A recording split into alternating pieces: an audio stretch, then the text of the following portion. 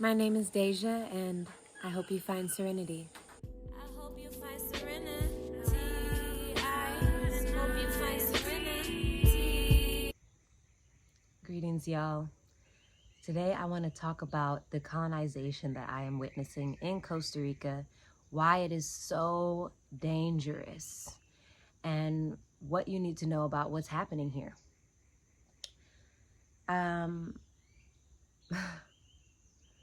So I want to first talk about the difference between being a colonizer and being an immigrant. So me, myself, and I know we have this term expat, which when I first heard it, I thought that's what I was, an expatriate, which I do resonate with that, being an expatriate, because I once was an American and I now don't really resonate with that.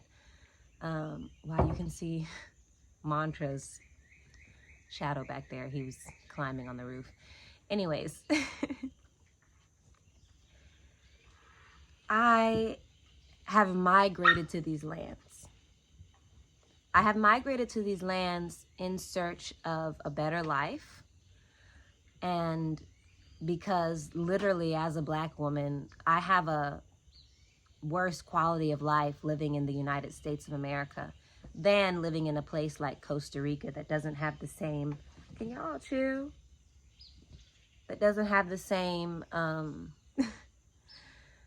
story and trauma body around racism that we have in the United States, that literally makes it hard for me, especially as an empath, to exist and to live and to feel safe. So I chose to leave a country where I do not feel safe, where I do not feel protected, where I do not feel like I'm given fair access to clean water and quality food. And I have migrated to a land where I can access those resources.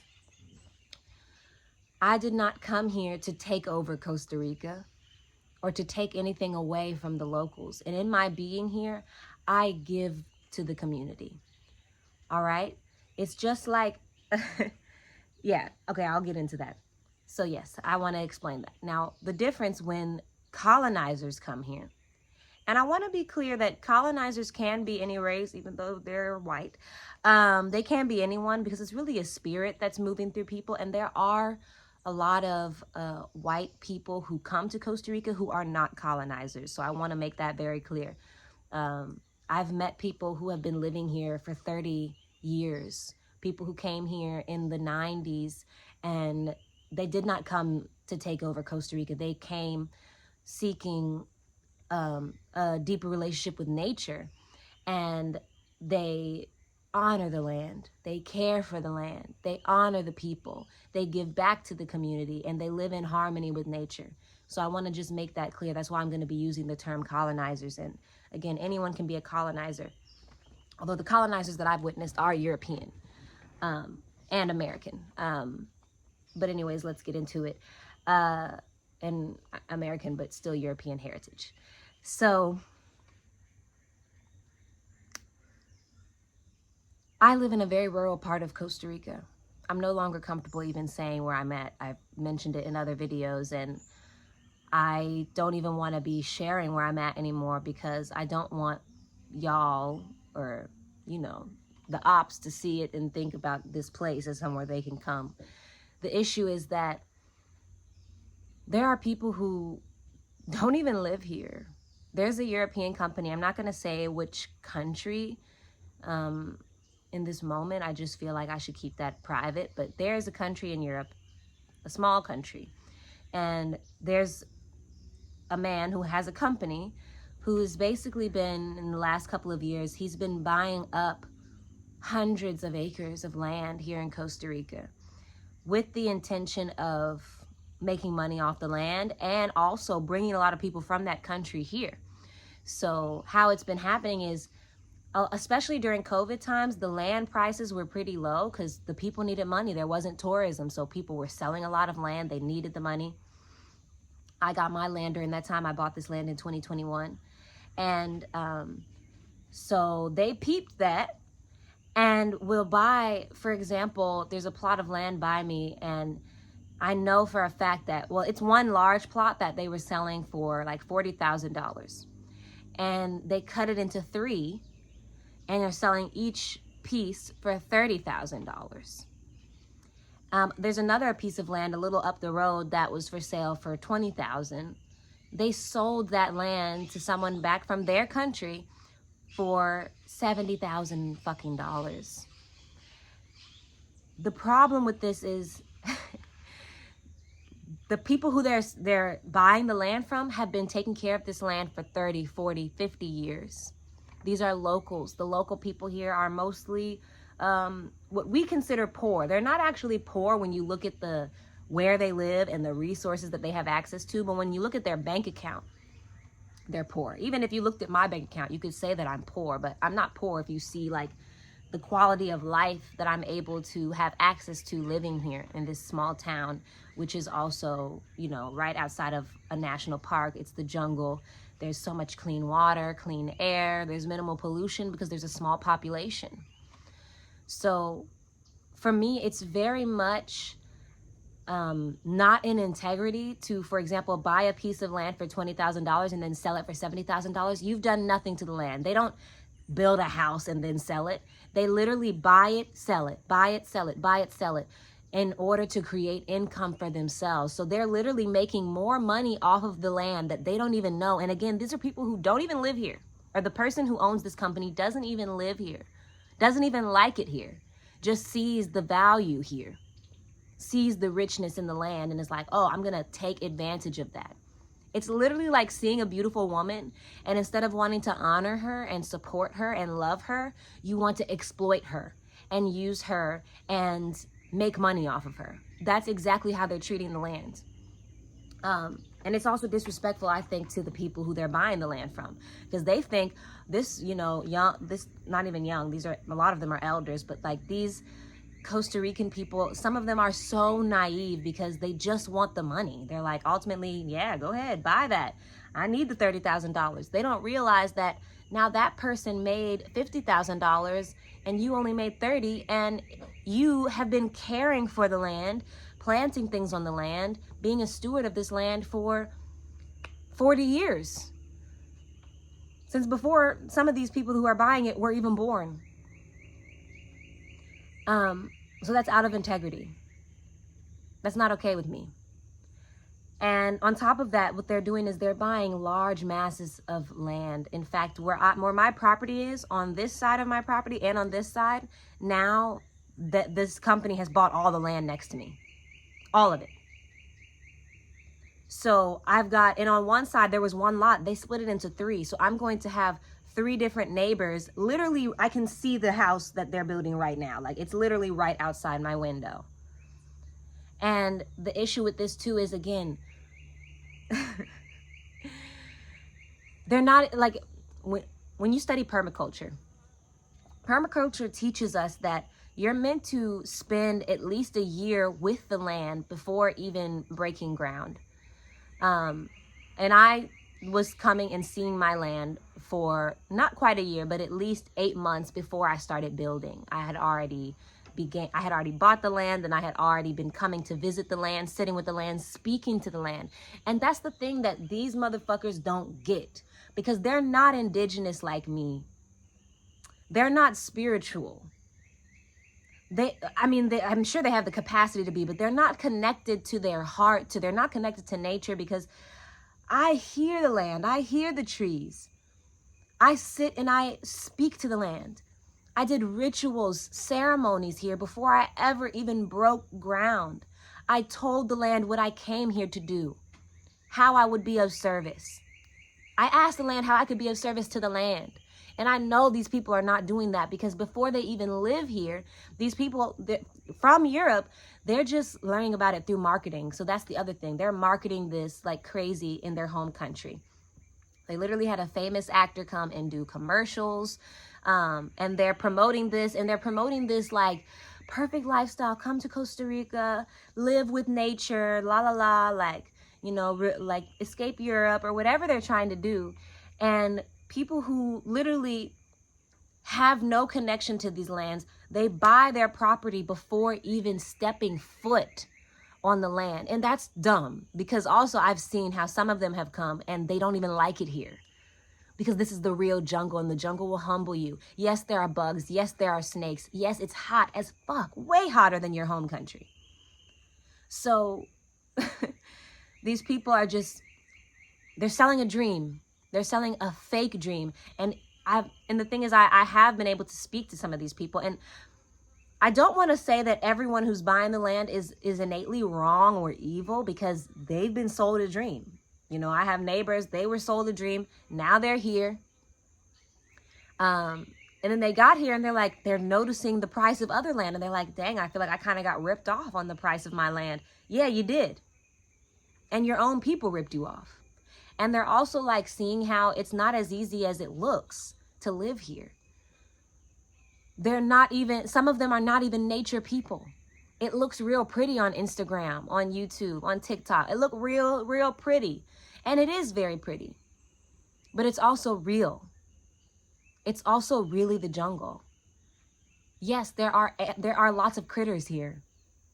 There's so much humidity. Things mold. So I've witnessed. And then these people don't speak Spanish or English. A few of them speak English, and maybe one speaks Spanish, and he's been translating for the majority. So, and they're coming in masses. So the issue with this is now they're creating their own community, essentially. My whole street is now these people, except for me and like the woman who's the daughter of the man I bought the land from, who's Tika, Costa Rican. Now it's all these Europeans that are moving in that don't even know the land.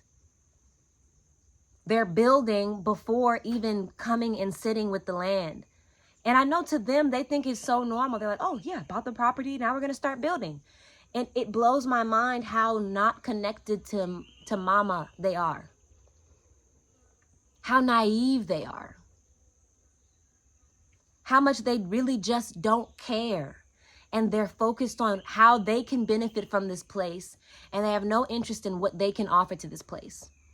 And so the danger with them also coming in these masses, and they don't even speak the language, and they don't have a connection to the land, is naturally they're going to be more comfortable just with each other. They're also bringing their own workers. They're not supporting the locals. I know one or two of them have been hiring some local workers, but most of them, they're bringing their own workers. They're shipping through containers all of the materials they need to build from Europe. So they're not even buying the things here in Costa Rica. So the thing is, they're literally, by coming here, they're in no way supporting the locals. I mean, yeah, sure, they might go eat in restaurants. That'll support them just a little bit. But overall, they're coming to create their own thing. And they all want to start businesses in tourism. Tourism is the #1 source of income here in Costa Rica. It's the #1 business in Costa Rica, ecotourism, people coming to Costa Rica. That's the main way anyone makes money. To give you some perspective, people, when they work a job here, they're making about $2, $3 an hour. So this is the level of like finances that the locals have. So now these people are coming and they want to build hotels. They want to build restaurants. They want to build cabins and all kinds of different things to offer so that they can make money. And their goal, because I'm talking to these people, I'm hearing what they're saying. Their goal is to get rich here. They want to come here and get rich. And and also by starting these businesses and cutting out the Costa Ricans, they are cutting away from their business. Now, when we get European tourism, they might choose the European tour companies or hotels or restaurants rather than supporting the locals who are just getting by a thread right now. This is a very small town. We don't have tourism all year. We have tourism about 3 to 4 months out of the year. And then the rest of the year is actually quite quiet, which they don't know that because they don't fucking live here. They don't know anything. They just show up and they're trying to start something without even taking time to see what the environment is like, without even taking time to witness and see, okay, how can I be of service in this place? What do I have to offer this place that supports this place? No, instead they're saying, what can I gain from this place? What can I exploit? What can I take out of this place? And they're cutting out the local people who've been here for generations. So this is the colonization that's happening in Costa Rica. It's starting in my town more and more. This is a very rural town. And I've talked to people who've lived here for 30 plus years, 50 plus years. And they've told me how in the last 5 years, this place has developed more than it did in the last 20 years. That's the other problem. They're building so fast. One of the main things you learn living in the jungle, living in a rural town, is to slow down. Slow living is the best living. You need to stay in a place for at least a year just to see, okay, what does the nature do? What animals live in these trees? Where does the sun rise and set? Okay, we get a lot of rain during rainy season, and then we have dry season. So if you come during dry season, you have no idea what it looks like in rainy season. In rainy season, your whole property may flood. So it's like you need to sit with the land and witness the land and see how everything moves before even starting to make these big decisions. This has happened all over Costa Rica. There's a place called Tamarindo, Costa Rica. It's so ugly. I hate it there.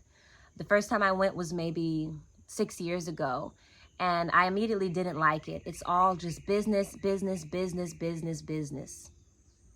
There's building after building after building, house after house after house. It's so crowded, and there's just so much energy there. And there's other places like that too. And whenever you're in those places, there's also a lot more drugs, alcohol, because those demons, those spirits, they move in, and they start to use all the people. Whenever things get into crowds, that's when you're more likely to experience chaos, because you feel like a little bit more invisible when you're in a crowd. When you're in a small place like this, everyone sees you, everyone knows you. There's no hiding, and there's no being on nonsense without other people peeping you. Everyone knows me in this town, even people I don't know, because I'm one of very few Black people, and it's just so small. Even if they don't know my name, they know me. Every time I meet someone, they're like, oh yeah, I see you all the time. All right, it's a small, small, small place, to give you some perspective. And so it's in great danger of the colonization because it's so small, the people don't have a lot of money. So if someone offers them $30,000, they're more than likely going to take it.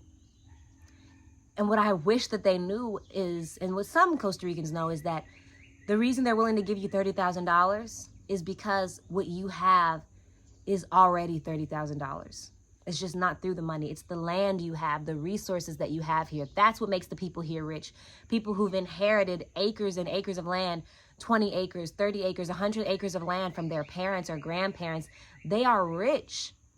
But they don't want to be rich with the land. They want to be rich with the money. So then they just give away the thing that is truly valuable. That money, you can spend that money in a day if you want, in a week. But the land will always be here. The trees will always bear fruit. The water will continue to flow.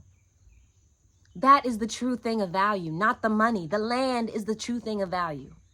That's why they're able to go in and flip it and sell it for $70,000, $80,000, $100,000. Still, that money isn't going to last. But the land is going to be here. The other problem I have with it is all these people moving here, they're being sold a dream. These motherfuckers don't know about sustainability. They're being sold a dream. They think they can come here, build their fortress, and then live in their fortress. They're not even thinking about their impact, the impact of their building, the choice of how they choose to build, the materials they choose to use, the runoff.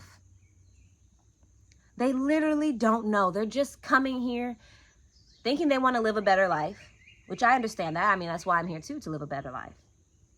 But these people... They're not migrants. These people have properties back in Europe that they get to rent out. They have so much income every month. I don't have no property in the States. I don't have no monthly income like that. These people could be safe back in their home country. They're perfectly fine in their home country. In fact, they're rich in their home country. They're going to go back every year, certainly to visit. And they're just here to exploit the land. And I don't even think they know it because they're so disconnected. This is why I feel so hurt, y'all. I feel hurt to witness what they're doing. And it's not just that. Also really important. There's also a hotel here I'm going to speak its name and just say, please don't ever support this hotel. It used to be called Crocodile Bay. It's now being called Botanica because the Hilton bought it. But these are Americans who moved here years ago. And I learned that when they came, they also brought everything with them. They brought their materials. They brought their workers. So they didn't support the locals. They bought up a whole bunch of land right on the beach. They've already had to destroy some forest to build what they're building. And what we have here in the peninsula, in this gulf that I live on, is called mangroves, which are manglares, which it's basically like ocean forest. It's trees that grow out through the ocean. And what they do is they create a buffer between the land and the water. They protect the land from erosion. They provide CO2. And they're also, you know, habitat for animals and such. A lot of the mangroves in our town in the last years have been cut so that the restaurants and the hotels on the beach can have a view. So they're going to cut them. And then we have the problem with erosion, and we've had a lot, I mean, we also have earthquakes and things. So a lot of like that line between where the earth meets the ocean, anything that's been built there, a lot of it has fallen apart. A lot of concrete structures have fallen back into the ocean, and they have to be rebuilt all the time because now there's no protection. So when the ocean comes in, it slowly, you know, I don't even know the word in English that I'm looking for, but yeah, it slowly like erodes the earth. So now this big company, Crocodile Bay Botanica, which they offer like sports fishing, and it's like a resort, and it's mostly, you know, gringos who go and stay there. They want to, they wanted to build a very large marina. They still want to, but people have been going against them, because the one thing I love about this place is that there are a lot of conservationists here. A lot of people come here to protect this land because they know how valuable it is as it is. We're not meant to be exploiting this land. This land holds more animals than most places in the world. Costa Rica as a whole holds 6% of the entire world's biodiversity. Costa Rica is teeny tiny, smaller than Georgia, the state where I'm from. Costa Rica is smaller than that, and it's a whole country. Holds 6% of the entire world's biodiversity, meaning we have more species of plants and animals and insects than most places that you've ever been in your life. And the reason we have that is because there's habitat, because there's so much untouched forest here, the rainforest here. And we do have protected land. We have the Corcovado National Park, which is protected. But I digress. What I'm trying to explain is just how much life is here and how we have to protect this life. And many people come here to protect that life. And, you know, a lot of biologists come here to study and to research and also to protect, to care for. So they wanted to build a really huge marina and cut a large quantity of these mangroves. People have been fighting that. They're still fighting them. They're like, people are working so hard right now to protect our entire Gulf so that nothing can be built over the water. These people are trying to build a huge marina, still smaller than their original plan, but still a huge marina right in the Gulf, right over the ocean. They want to build a gas station for boats, a restaurant, extend their hotel, and they're promoting it like, come live in nature. But the place where they're trying to put a gas station over the water, every single day, this is a feeding ground for dolphins. Every day you can go see bottlenose dolphins in this area feeding, and I see them all the time. And you can go kayaking, you can see them. And right in the space where people can go kayaking, can go swimming, where the dolphins feed every single day. In this Gulf, whales come to give birth to their babies. Okay, it's like an incubator. Many animals come here to give birth to their babies because it's so safe. The large fishing boats are illegal here. Okay, so there's plenty of fish. So a lot of we have so many dolphins, so many whales, you know, so many animals, like the big sea turtles that come close to the land even, because it's just ocean. And they want to put a fucking gas station on that? And they want to have jet skis and a bunch of drunk ass tourists riding on jet skis? That's dangerous for the dolphins and for the whales. There's already been an instance where a boat was going by and there was a mother whale with a baby that perceived it as dangerous, and she rammed that boat. Like, you need to get the fuck back. It's like we forget that that's not even our home. Like, the ocean is home to so many animals. It's a whole world. And they want to exploit even that and build on top of the water. They already have a big ass resort, a big ass hotel. They already are millionaires. And yet they still want more. They still want more. They want to drive in more tourism, more people, more pollution. And they want to destroy habitat. The people come here to see the animals. And you're putting the animals in danger. I'm so hurt. I'm so pissed. I'm angry. I'm hurt. I'm saddened by this. Because for me, it just seems so natural to just give a fuck about nature. It just seems so organic for me. And I just don't know where these people come from that just don't care. And the issue is these people who are doing this have so much money. They can pay off, we have a teeny tiny little government here. They can pay off a judge. They can pay motherfuckers off and get the permits to build. This is why we need, but luckily we have some rich people here who really care about nature. And I thank God for them. And I pray for more. People with, fuck you money, like, billionaires, millionaires, multi-millionaires is what we need. Because these are millionaires who are trying to do this. So we need real life, really, really rich people to say, nah, we're not doing that. And I did hear word that there's a man who's extremely wealthy, who really cares about this place, who's fighting against this marina being built. And I pray that he is successful. And I send my love to all the people who are fighting. And I'm going to ask more around locally how I can get involved. I can't vote here. This is the first time I ever cared about voting, y'all. I never voted in the United States. But now I'm like, okay, the voting matters here because it comes down to like, what are we going to protect and things of that nature. And now I'm starting to see how laws do matter because I'm like, there's no laws protecting certain parts of the land, stopping certain things from happening. And we need that because some people, they won't listen to spirit. They need a piece of paper to tell them that they can't do what they want to do. Some of them need it in a structured way. But yeah, y'all, I'm hurt. I'm praying every day. I'm praying every day to protect this land. God, please protect this space and keep it safe. God, please show these people the truth.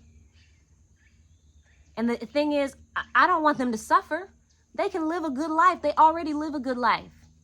What I want is for them to not harm this environment. What I want is for them to be of service to this place and not exploit this place. And I also don't want us to become a hub of tourism like a place like Tamarindo, Costa Rica is. It makes the place so ugly and it's so beautiful. We don't need more buildings. We don't need more fucking businesses. We don't. Everybody's worried so much about building these huge businesses and making all this money. What about just living? What about just living a good life here in tune with nature, in harmony with nature, in community with the people? You can still live good. You can still feed yourself and your family. You don't have to make the animals suffer for it. You don't have to make the land suffer for it. Okay. With that, I'm complete. I will say I'm no longer really promoting to people to relocate to Costa Rica. When it comes down to being someone like me who's just wanting to get a little property for themselves, like, I understand. I did it too, and I'm not against it, but I'm scared for Costa Rica. I'm scared for what it's going to be 10 years from now. I'm so afraid. And in my fear, I've even thought about, will I have to leave? Will it become so colonized that I'm no longer comfortable? That I'm starting to be so hurt by all of what they're doing that I want to leave. And even when I've had that thought, I'm like, no, I need to hold it down. I need to hold it down. I've got my land. The best thing I can do is, again, I have 2 acres of land. I'm only on a small piece of it. I don't even know how much, like less than a half acre. I'm on. So the majority of my land is conservation. The majority of my land is forest. And I would never sell this. because who knows who they'd sell it to, and who knows what they would do with this property. This is why me being a steward it's a spirit calling. Spirit called me to do this. Because if I wasn't sitting here on this land right now, they would have bought this, because they bought everything on the right of me and the left of me, y'all. They see the value of this place that I saw the value in, but they see it for different reasons. They want to exploit it. I'm here to love the land. I'm here to take care of the land. So no matter what happens, I'm always going to keep this property. Even if I choose to leave, I would never sell this property. I would rather give it to an indigenous person. I would never sell this property. They could probably they could offer me $1 million. I'd rather have the land. I'd rather have the land. All right, y'all. This video is long. I'm done. Let's unpack in the comments. I hope you find serenity.